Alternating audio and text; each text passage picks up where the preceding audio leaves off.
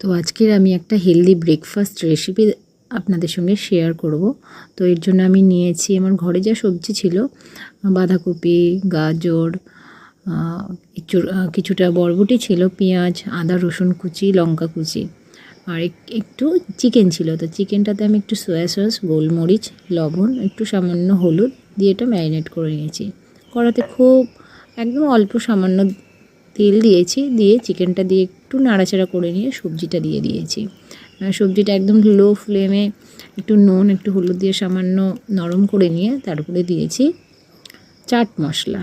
ব্যাস, আর কিছুই দিইনি। একদম সিম্পল ইজি রেসিপি, যখন খুশি আপনারা বানাতে পারেন, খেতে পারেন, কোনো অসুবিধা নেই। সকালে ঝামেলাটাও কম হয়, আর বাচ্চাদেরকে যে কোনো রোল রেসিপি হলেই খেতে ভালোবাসে। আমার কাছে চিকেন ছিল, আমি চিকেন দিয়েছি। তো আপনাদের কাছে যদি এগ থাকে, ডিম থাকে, তো আপনারা দিতে পারেন।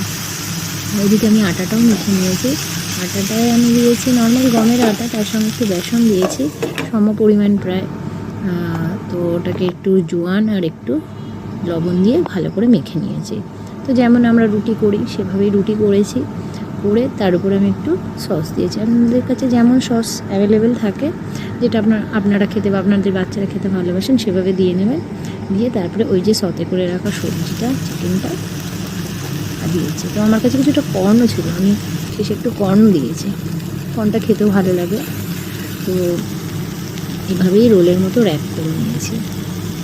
তো এটাই হলো আমার আজকের হেলদি ব্রেকফাস্ট রেসিপি। সকালবেলায় অনেক ঝামেলা থাকে তরকারি রুটি আলাদা করে করার জন্য। তো এটা করলে আমার মনে হয় খুব ইজিলি বাচ্চাদের টিফিনেও দেওয়া যায়, আমরা নিজেরা বড়রাও খেতে ভালোবাসি, একটু অন্যরকমও হয়, এবং এটা খেতে খুবই টেস্টি হয়।